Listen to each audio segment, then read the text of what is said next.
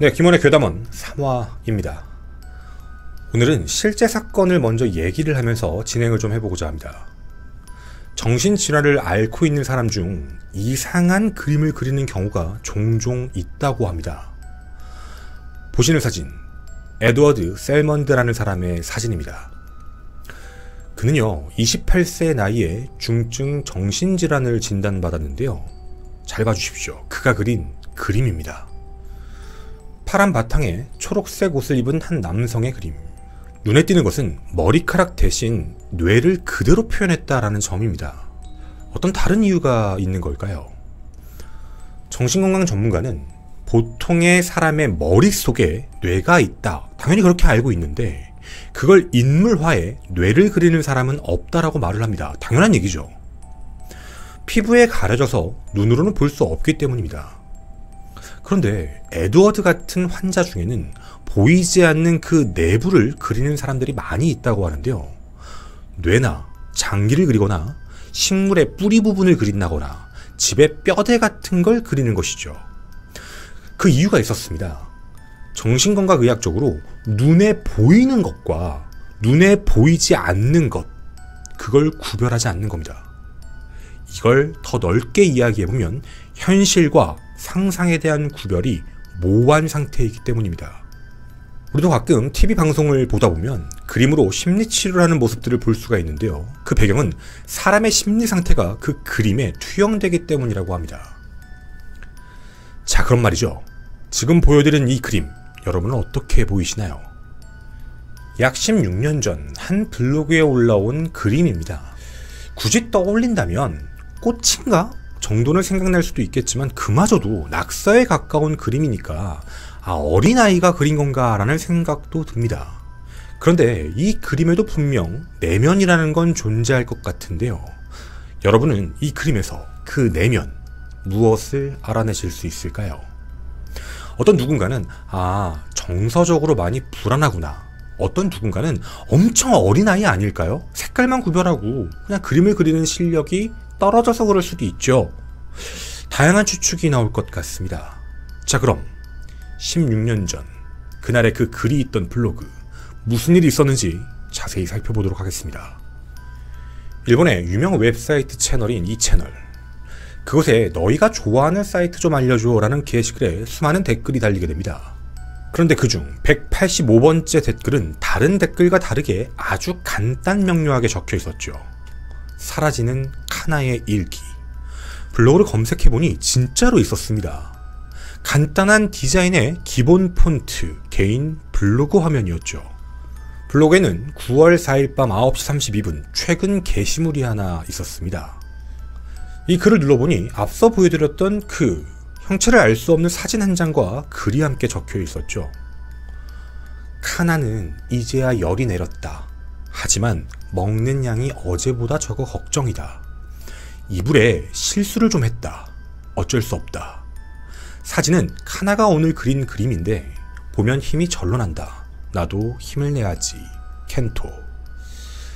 이 글을 본 누구라도 몇 가지 추측은 가능해집니다. 이 그림 아이가 그린 거구나. 켄토라는 사람은 카나의 아버지겠구나. 아이의 몸 상태가 좋지 않아서 아버지가 걱정을 되게 많이 하고 있구나 라는 정도죠. 그런데 말이죠, 무언가 소름 끼치는 느낌이 하나 듭니다. 여러분도 눈치채셨나요? 흔한 육아 블로그 같은데 글과 맞지 않는 느낌, 바로 블로그 타이틀입니다. 사라지는 카나의 일기.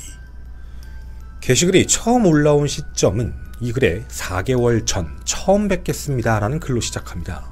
2008년 4월 30일이었죠. 오늘부터 일기를 쓰려고 합니다. 이건 카나가 그린 그림입니다. 하고 그림을 하나 올렸습니다. 자, 우리가 봤던 마지막 사진보다 4개월 전 첫 번째 글, 그곳에 카나의 그림입니다. 어떠신가요? 이 그림은요, 누가 보더라도 굉장히 잘 그린 그림입니다. 근데 불과 4개월 만에 그림체가 어떻게 이렇게 달라질 수가 있었던 걸까요? 두 번째 글은 5월 1일에 올라왔습니다. 오늘 아침은 좀 사치를 부려서 파스코의 두터운 식빵, 나는 블루베리 잼이 좋아, 카나는 마멀레이드가 좋아, 이제 곧 주말 힘내자, 켄토.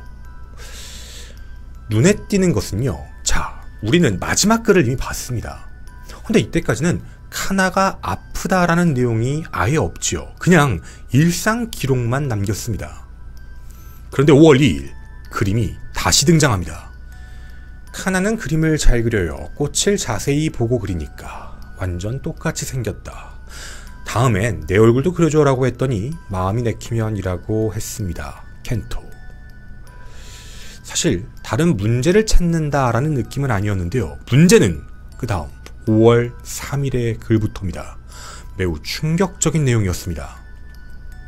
오늘은 특별한 날이에요. 카나와 제가 사귀기 시작한 지 3개월 되는 기념일. 케이크로 축하를 했어요. 아직 서로를 잘 모르지만 앞으로도 사이좋게 지내고 싶어요. 켄토. 부모와 자녀의 관계라고 우리 모두 유추했습니다. 하지만 이들은 연인 관계였습니다. 육아 블로그가 아니라 연인 블로그였다는 뜻인데 그 내용과 그림은 더더욱 우리에게 기괴한 느낌을 전하게 되죠.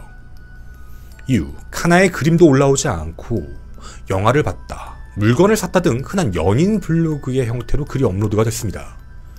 그런데 5월 12일 사진과 함께 글이 적혀 있었습니다. 오랜만에 카나의 그림입니다. 켄토가 그린 그림을 보고 싶어라고 카나가 말했고 나는 미술에 재능이 전혀 없으니까 카나가 색연필을 떨어뜨리면 주워주는 것밖에 못해요 라는 글이었습니다. 그런데 불과 10일 첫 글과 똑같은 그림을 그린 것 같지만 균형부터 모양이 모든 게 삐뚤어지기 시작을 했습니다. 5월 13일 사진, 5월 15일 사진, 5월 21일 사진. 그림이 분명 점점 달라지고 있습니다. 마치 형체를 제대로 못 알아본다라는 느낌처럼 말이죠. 20일날 켄토는 예술적이라는 말을 남겼지만 보통 그렇게 생각하기엔 같은 피사체를 반복적으로 그린데 완전히 다른 식으로 표현했다라는 건 분명 이상한 일입니다.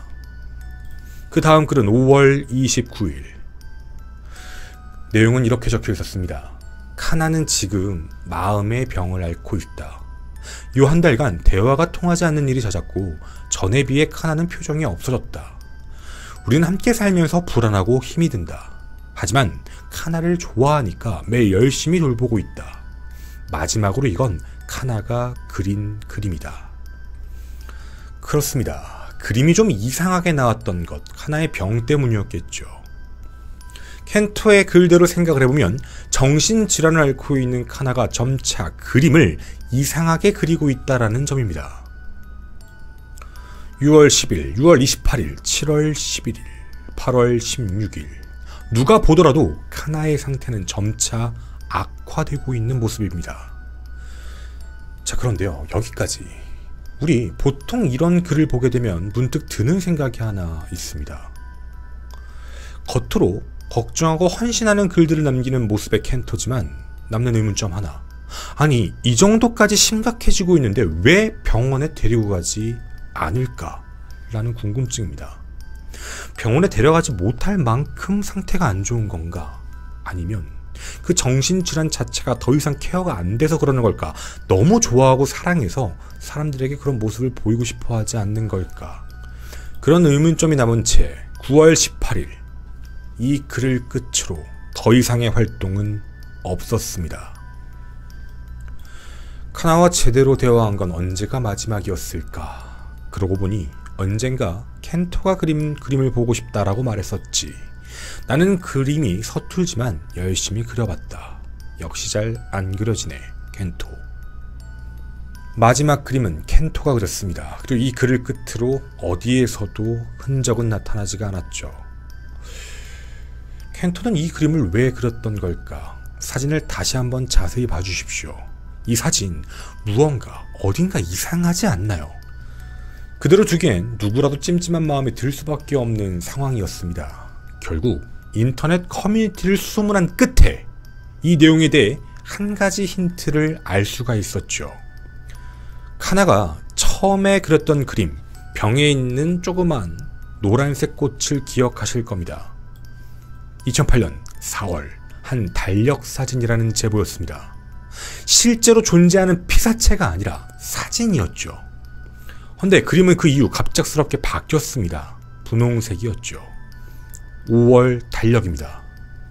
그럼 이걸 알 수 있을 것 같습니다. 켄토와 카나가 있던 집에도 이 달력이 있었고, 카나는 이 달력을 보며 4월 달에 그린 그림, 5월 달에 그린 그림을 알 수가 있는 것이죠. 자, 그런데 우린 그림이 변화하는 걸 알았습니다. 4월 달에 카나가 그렸던 그림은 매우 잘 그린 그림이었죠. 그리고 5월에 넘어가면서 점차 그림이 이상하게 변화했습니다. 다 기억이 나실 겁니다. 그럼 어째서 카나는 이 달력을 보면서 몇 번씩 같은 그림을 반복적으로 그린 걸까요? 같은 그림을 계속 그렸다면 연습의 의미일 수도 있는데 도리어 그림은 더더욱 상태가 안 좋아졌으니 말이죠. 소름 끼치는 추측이 가능해집니다. 아니, 왜 꼭 달력 사진만 그린 걸까? 왜 그것만 보였던 걸까? 또 하나, 그림을 그렸고 블로그에 올라온 날들을 체크를 해봤습니다. 이상하리만큼 모두 평일이었죠. 주말은 단 한 번도 없었습니다. 의문은 또 있었습니다. 그 뒤에 나왔던 해괴망측한 그림들 있죠. 점차 그림은 전부 다 무너져 있는 상태였습니다. 헌데 그 그림이 무언가 조금 이상합니다. 여러분은 이 그림에서 무언가 이상하다라고 느껴지시는 부분이 있으신가요?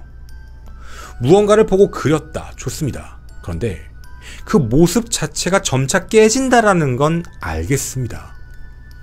헌데요, 날마다 모양과 크기가 달라집니다. 그리고 같은 종이의 위치도 다릅니다. 어떤 건 좌측에 배치되어 있고, 어떤 건 우측에 몰아져 있고, 우측 상단에 묻혀져 있고, 무언가 좀 느낌이 다르다, 이상하다라는 느낌이 들지요. 네모난 종이에 각각의 위치들로 크기가 변화되면서 그려지고 있다. 매번 평일에만 그림을 그리고 있다. 같은 색깔로 모아서 그린 날짜와 확인을 해보면 무언가 티가 나지 않을까. 바로 여러분이 보시는 이 달력의 그림 그 공간에 그림 사진들을 배치를 같은 색으로 해보면, 그 날짜마다 배치를 해보면 무언가가 나타나지 않을까라는 궁금증이었죠. 예상은 적중했습니다.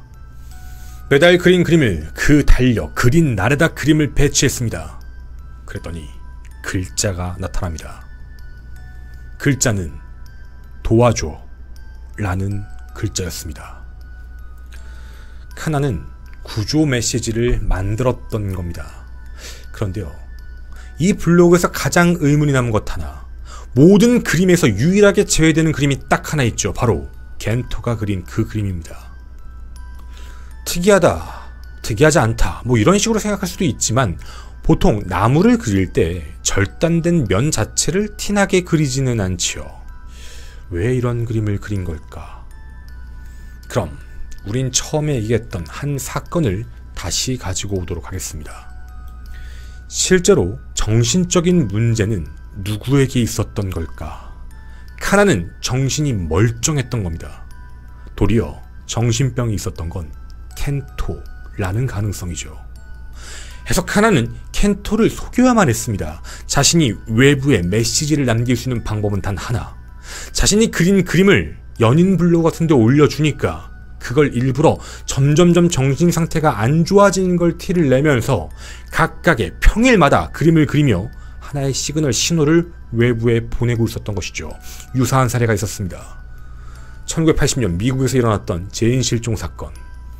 남성은 여성을 유기해 자신의 집 침대에 다리를 묶고 감금시켰던 사건입니다. 결국 여성은 복종을 할 수밖에 없었죠. 목숨은 건져야 했으니 말입니다. 몇 년 후 그 남성은 검거되고 여성은 구출되었지만 이 남성은 그렇게 주장합니다. 내 연인이다. 나를 사랑해서 항상 같이 있어줬다라는 말도 안 되는 진술을 했죠. 여성의 방어를 위한 복종을 사랑이라고 생각한 망상입니다. 그 남자의 이름 에드워드 살몬드. 생각해보면 켄토는 블로그 글에서 의미심장한 말들을 몇 번 남기긴 했습니다. 카나가 색연필을 떨어뜨리면 주워주는 것밖에 못한다. 떨어뜨리면 카나가 직접 주우면 되는데요. 카나에겐 어떠한 병도 없습니다. 주워줄 수밖에 없는 건 카나가 움직이는 공간이 제한되어 있다라는 뜻이겠죠. 그리고 이런 글도 있었습니다. 카나의 발은 가늘고 차가웠다. 사귀기 시작했을 무렵보다 꽤나 살이 빠졌다. 발이 가늘고 차가웠다. 발이 묶여있을 가능성. 자, 이 글대로 유추해보면 카나는 어디에 있었을까요? 공간은 단 한 군데가 유추됩니다. 침대입니다. 어쩌면 침대에 결박되어 있었고 볼 수 있었던 건 달력뿐이며 스스로 할 수 있는 행동이 미친 척을 하며 그림을 점차 이상하게 그려서 메시지를 만들어 외부에 공개하는 방식이었죠. 실제로 정신적인 문제가 있던 건 카나가 아닌 켄토. 카나는 이를 이용해 자신이 문제가 있음을 이야기하며 점차 이상하고 기괴한 그림으로 누군가 알아줄 메시지를 만들어 사랑하는 척 유행했던 그 연인 블로그에 올려주도록 유도했다라는 겁니다. 그런데요, 문제는 9월 18일을 기점으로 모든 글이 멈춰버렸습니다. 그 마지막은 켄토의 그림이었다라는 것이죠. 당시 수많은 제보 내용들, 분석한 내용을 토대로 경찰에 신고를 했지만 그 이후 어떤 일이 있었는지는 알 수가 없었습니다. 그런데요, 이 글이 올라오기 몇 년 전 출시된 한 권의 책에서 낯익은 그림을 하나 발견하게 됩니다. 어디서 많이 보시지 않았나요? 이 책은 범죄자, 이미 범죄자가 된 그 범죄자가 그린 그림을 정신과 전문의가 분석하는 교육용 책인데 그 안에 켄토의 그림이 있었던 겁니다. 이 책을 보니까 아, 켄토는 검거되었구나 라고 생각을 할 수가 있었죠. 그런데요, 이 글에는 이렇게 쓰여 있었습니다. 이 그림에는 지면이 그려져 있지 않습니다. 땅이 없다라는 말이죠. 나무를 그린 그림 중에 땅을 그리지 않는 경우가 가끔 있는데요. 하지만 저는 나무와 벤치의 위치의 관계가 좀 신경이 쓰여서 그 죄수에게 땅을 좀 그려달라라고 말을 했더니 이렇게 그렸습니다.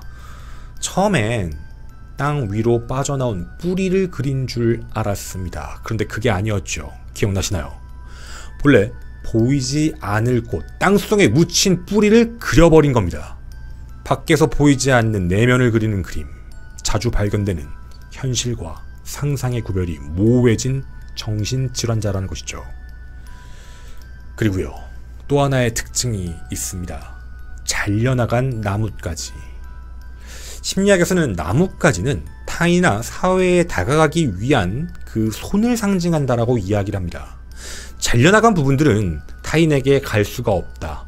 사회적인 유대, 연결 능력이 좀 떨어져 있다라는 그 자신만의 컴플렉스를 표현한다라고 얘기하는데요. 이 그림은요, 잘리지 않은 부분도 존재하곤 합니다. 그런데 날카로운 끝, 그런 뾰족한 가지까지도 보이지요. 이건 공격성을 뜻한다고 하는데요. 잘린 나뭇가지, 그리고 날카로운 나뭇가지의 모습. 그 사람의 공격성과 사회화가 될 수 없는 컴플렉스까지 함께 그림에 표현했다라는 뜻입니다. 사라지는 카나의 일기. 처음과 달리 더 섬뜩하게 느껴지는 제목이기도 합니다. 카나는 누구로부터, 어디로부터 사라지고 있었던 걸까요? 자신의 자아가 없었던 건지, 그 자아가 사회화가 되지 않았던 그 유일한 사람에게 흡수화가 됐던 건지. 헌데 한 가지의 문제가 있습니다. 카나의 생사는 알 수가 없었다는 겁니다. 김원의 괴담원 3화, 저는 김원이었습니다. 감사합니다.